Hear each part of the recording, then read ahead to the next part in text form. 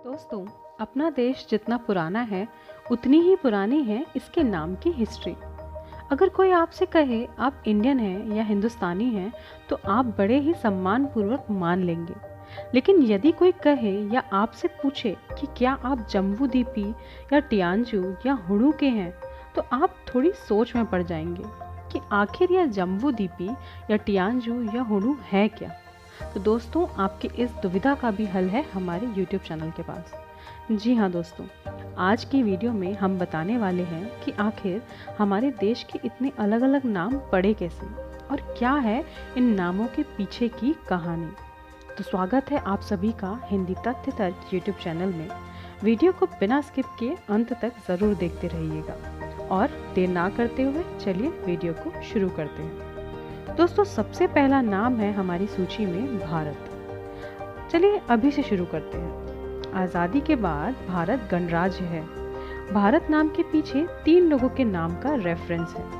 पहले प्राचीन भारत के चक्रवर्ती राजा मनु के वंशज भरत, जो अपने फादर ऋषभदेव के बाद बने राजा। दूसरे राम के भाई भरत, भाई की खड़ाऊ रखकर 14 साल राजकाज को जिन्होंने संभाला। फिर आते हैं पुरु खानदान के राजा दुष्यंत और रानी शकुंतला के बेटे भरत। भरत के बारे में कहानी मशहूर है कि बड़े बहादुर वह किसी से भी नहीं डरते थे। शेर के दांत गिनने के लिए उसके मुंह में हाथ डाल दिया करते थे। इन्हीं महाराजा भरत ने भारत का संपूर्ण विस्तार किया और उन्हीं के साम्राज्य को भारतवर्ष, भारतखंड और भारत नाम से जाना जाता है। दूसरा नाम है दोस्तों हमारी सूची में आर्यव्रत। इस नाम के पीछे भी कंट्रोवर्सी है। दरअसल यहाँ की सिविलाइजेशन में आर्यों का गेस्ट अपीयरेंस है। आर्यों के नाम पर ही पड़ा नाम आर्यव्रत। आखिर आर्य थे कौन, ये एक प्रकार का रहस्य है। यूरोपियन कहते हैं हमने खोजा इंडिया, हम सबसे पहले पहुँचे, हम हैं पुराने ज़माने के आर्य। सेंट्रल एशिया वाले कहते हैं हम आए। ईरान वाले कहते हैं नाम से ही जाहिर है कि आर्यन हम हैं। लेकिन भारत के पूर्णीय कहते हैं हम पहले से ही बैठे हैं यहाँ, शुद्ध आर्य रक्त वाले। दोस्तों, तीसरा नाम हमारी सूची में है हिंदुस्तान। हिंदुस्तान नाम रखा यूनानियों ने। जहाँ से उन्होंने एंट्री ली उसी जगह का नाम था सिंध, और सिंध नदी से उनकी जिंदगी चलती थी। वे सा को हा और धा को दा बोलते थे। इस तरह सिंध हो गया हिंद। बाद में देखा कि हिंद की सभ्यता बड़ी ही दूर तक फैली हुई थी। जहाँ तक यह सिविलाइजेशन मिली उस पूरे एरिया का नाम हो गया हिंदुस्तान। दोस्तों, चौथा नाम हमारी सूची में है नभी वर्षा। अब सवाल ये है कि बहुत बहुत पहले जब भरत नहीं हुए थे, आर्य भी नहीं थे और अंग्रेज भी नहीं आए थे, तब भारत को क्या कहा जाता था। भगवत पुराण में इस क्वेश्चन का खरा जवाब मिलता है। उस वक्त भारत का नाम था नभी वर्षा। दोस्तों, पांचवा नाम हमारी सूची में है इंडिया। इस नाम के पीछे 2 व्यू हैं।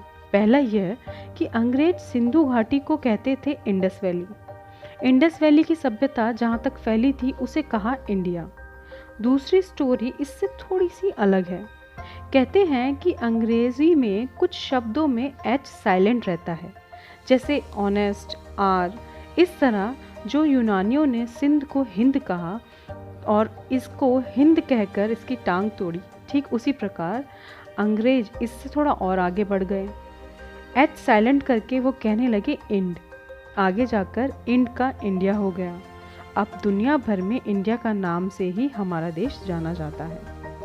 दोस्तों, छठा हमारी सूची में है टियांजू। जब भारत को भारत या इंडिया नाम नहीं मिला था तब भी चीन तो इसका पड़ोसी देश था ही। तब चीन और जापान के लोग अपने पड़ोसी देश को टियांजू या टिंजगू बुलाते थे। यह सिंधु का चाइनीज ट्रांसलेशन है। 4वीं सदी में घूमने आए चीनी यात्री फहायान ने यही नाम इस्तेमाल किया है। बुजुर्ग साधु सुआन जैंग ने भारत के 5 हिस्से पूरब, पश्चिम, उत्तर, दक्षिण और सेंट्रल को टियांजू कहा था। फिलहाल चाइनीज लोग भारत को इंडिया और यिंडू कहते हैं। दोस्तों, 7वां नाम सूची में आता है हुडू। हिब्रू भाषा में लिखी किताब बुक ऑफ ईस्टर में इंडिया के लिए यह नाम इस्तेमाल किया गया है। मतलब ईसा मसीह के दुनिया में आने से 400 साल पहले भी 7 समुंदर पार कुछ लोग इंडिया को इसी नाम से जानते थे। दोस्तों, 8वां नाम हमारे देश का जाना जाता है हिंदुश।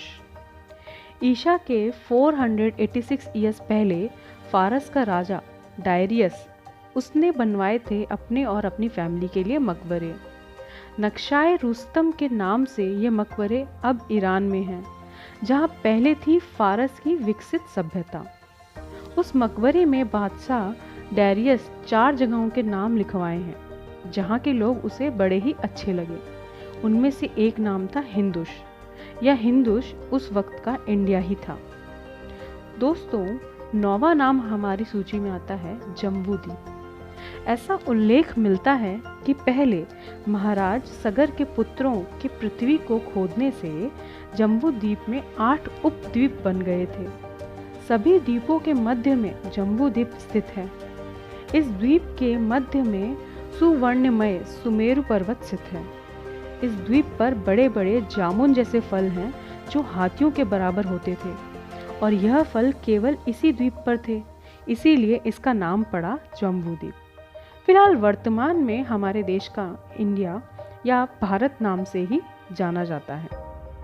तो दोस्तों, उम्मीद करते हैं कि आपको हमारी आज की जानकारी और वीडियो पसंद आई होगी। इसी तरह आप हमारी वीडियो को लाइक शेयर करते रहें और हमारे चैनल से कनेक्टेड रहें। फिलहाल आज के लिए बस इतना ही। आपका बहुत बहुत शुक्रिया।